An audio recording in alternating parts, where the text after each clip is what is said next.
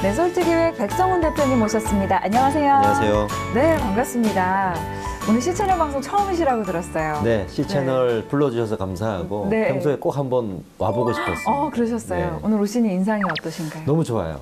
너무 좋고 네. 또 아나운서님 뵙고 네. 이런 자리를 통해서 또 시청자분들 만나고 네. 너무 행복합니다. 네. 좋습니다. 오늘 행복한 인터뷰가 되기를 감사합니다. 바라면서 네. 저희가 대표님을 모신 이유가 좀 특별한 행사를 준비하고 계시다고 들었어요. 네. 어떤 행사인지 소개를 부탁드립니다. 자신의 발성을 찾고 또 발음도 교정하고 네. 또 이미지도 좀 업그레이드 시켜줄 수 있는 발성 발음 아카데미를 준비를 했고요. 네.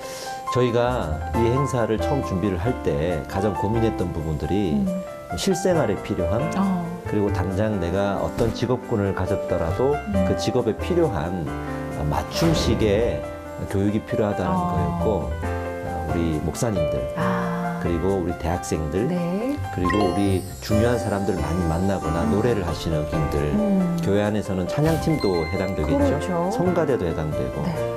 그리고 기도회를 많이 인도하시면서 목을 많이 쓰시는 분들 이렇게 우리가 흔히 주변에서 발견할 수 있는 만날 수 있는 그런 분들이 와서 생활에 필요한 발성과 발음을 좀 배우고 교정하는 시간을 가지시도록 네. 저희가 이 커리큘럼들을 거기에 맞춰서 준비를 했습니다. 네, 그러시군요. 이런 아카데미를 기획하게 되신 계기가 있을까요? 일단은 그 계기가 저 스스로 제 자신이라고 저는 생각을 네, 해요. 우리 대표님 자신. 네. 어떤 처음에는 제가 이유일까요? 필요해서였죠. 네.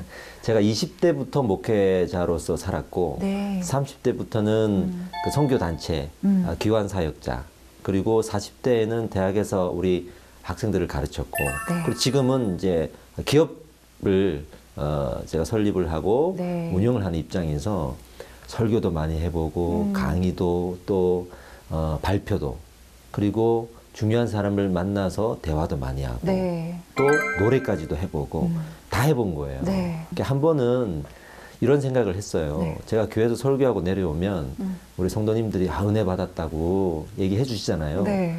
어린 나이에 이걸 너무 믿은 것 같아요. 너무 철저하게 네. 내가 잘했구나라고 생각을 했었는데 제가 녹화된 제 모습을 보게 됐는데 깜짝 놀란 거죠. 또 다르죠. 네. 뭐 나쁜 습관들이 보이더라고요. 이런 것들을 보면서 성도님들이 저런 걸 불편해했을 텐데 말은 못했을 것 같고 그래서 제 개인적으로 이걸 필요성을 너무 느낀 거예요.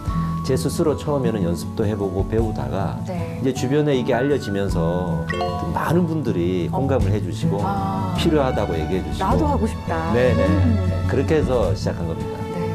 대표님, 근데 사실은 이 발성과 발음과 관련된 아카데미들은 꽤 있잖아요. 네. 그런데 이번 아카데미만의 좀 특징이 있다를 설명해 주시면 어떨까요? 네, 세 가지 특징이 있습니다. 하나는 쉬운 접근성이에요.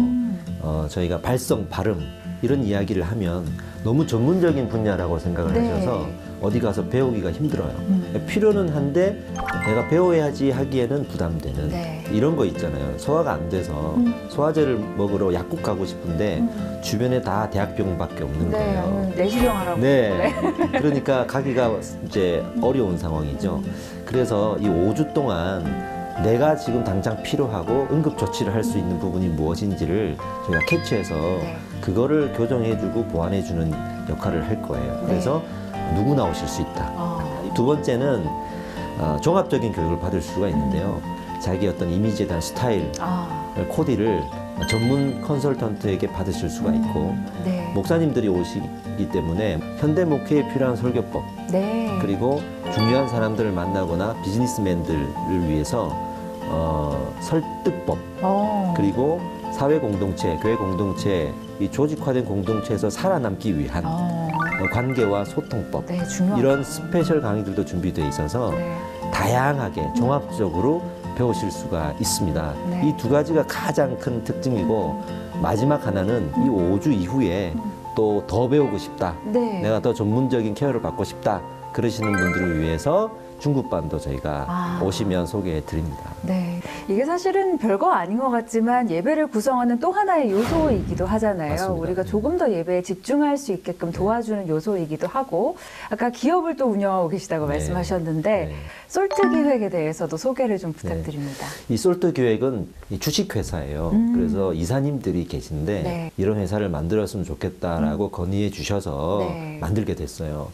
그 이유가 이분들은 대부분 사회에 나가서 크리스찬으로서 기업을 운영하시는 분들인데 교회와 기독교가 너무 소통이 끊어져 있고 또 소통하지 않으려고 하는 그런 안타까움이 있었다고 해요. 네. 그래서 우리가 모여서 이 교회와 또 기독교와 사회가 서로 소통할 수 있는 장을 좀 많이 열어주자라는 생각을 했고, 어떤 곳으로 소통할 수 있게 해줄까 고민을 했더니 네. 세미나나 교육적인 행사, 예를 들어서 요즘에 많이 유행하고 있는 뭐 북콘서트라든지 네. 어떤 토론장이라든지 이런 것들이 그 소통의 가장 중요한 통로이구나를 알게 되셨어요.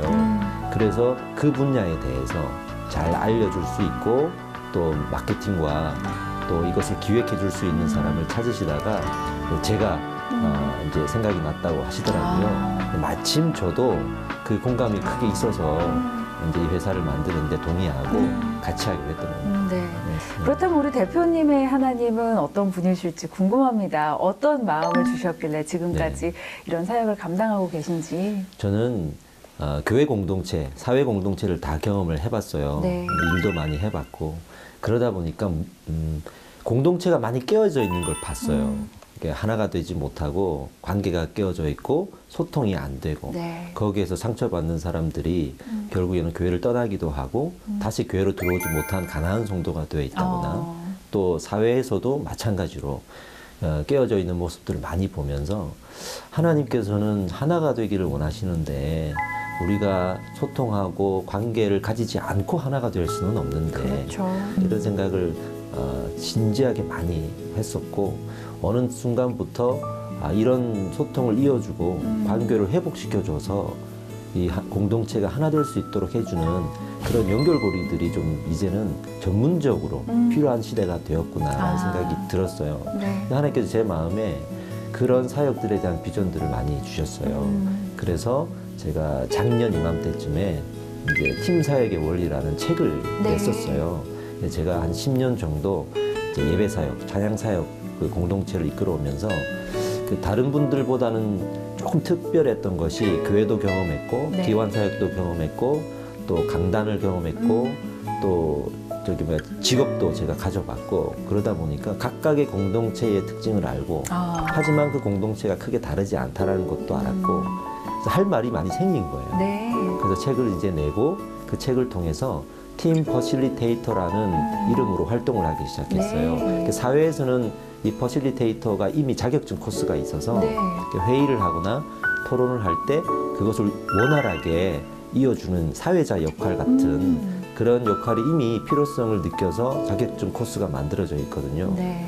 그래서 그 팀 퍼실리테이터라는 제 스스로의 정체성을 정하고 각 교회마다 또는 교회가 아닌 공동체라도 공동체의 문제들을 좀 분석해주고 또 그것을 위해서 대안을 세워주는 사명을 좀 감당해야겠다 생각하고 활동을 하기 시작을 했고 감사하게도 하나님이 주신 마음이 정확하더라고요. 너무 많은 분들이 공감해 주시고 찾아와 주시고 그래서 많은 교회들을 찾아가서 컨설팅도 해주고 네. 또 찾아와서 그런 대안들을 나누기도 하는 일들이 지난 1년 사이에 참 많았던 것 같아요. 그래서 하나님은 저에게 하나 되게 하시는 분이신 것 같아요. 하나 되게 네. 하시는 분. 네. 네. 사실 우리 대표님은 솔트 기획을 운영하고도 계시지만 네. 또 목회도 함께 하고 네. 계세요. 근데 교회 이름이 참 특별해요. 이름 없는 교회. 네. 네. 영어로는 노네임 철치입니다. 노네임 철치. 네. 아니 이런 이름으로 교회를 네. 섬기시게 된 이유가 있을까요? 제가 이제 부교육자로서 17년을 살았어요. 그러다가 어느 순간에 이제 이런 마음을 주셨어요. 제가 섬기고 있던 개척하기 전에 섬겼던 교회와 또 기관, 네. 또 대학 이런 공동체를 보면 다 유명한 곳이었어요. 그래서 심지어는 목사님도 유명하신 분이고 교회도 유명하고 이름만 되면 다 네, 아는, 이 팀도 유명하고 그러다 보니까 많은 사람들이 모여서 어떤 팬덤들이 생기죠. 네. 근데 그 팬들이 와서 좋아해주고 같이 예배해주고 찬양해주고 너무 좋아요. 그런데 이제 그 뒤에서 제가 봤던 것은 예수 그리스도의 그 이름을 쫓아가는 우리의 삶이라기보다는 어떤 유명한 사람이나 기관이나 브랜드를 쫓아가는 세상 사람들과 크게 다르지 않는 모습들도 일부지만 본 거예요. 네.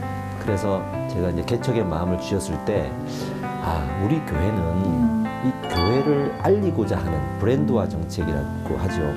알리고자 하는 목적으로 운영이 되어서는 안 되겠구나. 우리의 이름을 내지 말고 예수님의 이름을 내고 오직 예수님의 이름만 찬양하는 그런 교회가 좀 되어보자. 그래서 용어로는 보통 네임리스라고 네. 해야 되는데 제가 그러면은 이름이 없다가 되니까 네. 우리는 이름이 없다가 아니라 내 이름을 내지 않겠다. 이름이 아니다. 라는 의미로 노네임이라고 저희가 지었고요. 네. 그래서 부끄럽지만 이제 주변에 저희가 이제 그 사회적 11조를 해요. 네. 그래서 교회에 11조를 사회에 환원하는 그런 운동을 이제 시작을 했는데 근데 그런 것들 할 때도 이제 우리 교회가 했다. 우리 교회가 어떤 교회다. 전도할 때도 이제 우리 교회가 어떤 교회다. 안 할 수는 없지만 그래도 이 지역에 있는 모든 교회, 이 땅에 있는 모든 교회가 좀 칭찬받을 수 있고 그것이 하나님의 이름이 칭찬받는 일이라고 생각이 돼서 그냥 어떤 구제를 할 때 그냥 교회라는 이름으로 하자라는 의미를 그 안에 다 담았던 거예요. 네. 근데 아직 저희가 부끄러워서 네. 저희도 그렇게 말한 대로 살아야죠. 네. 이번 사실 아카데미 많은 분들에게 좀 실질적인 필요를 채워줄 수 있는 아카데미가 네. 될 것 같다는 생각이 듭니다. 좀 교회 안에서 네. 비슷한 내용으로 고민을 하고 계신 분들이 있다면 함께 참여해 주시면 좋을 것 네. 같아요. 또 준비 잘 하고 네. 계신 거죠? 그럼요. 네, 알겠습니다. 그럼 기대하면서 저희도 사역 위해서 함께 기도하도록 하겠습니다. 네, 감사합니다. 네, 대표님 오늘 인터뷰 감사합니다. 네, 감사합니다. 고맙습니다.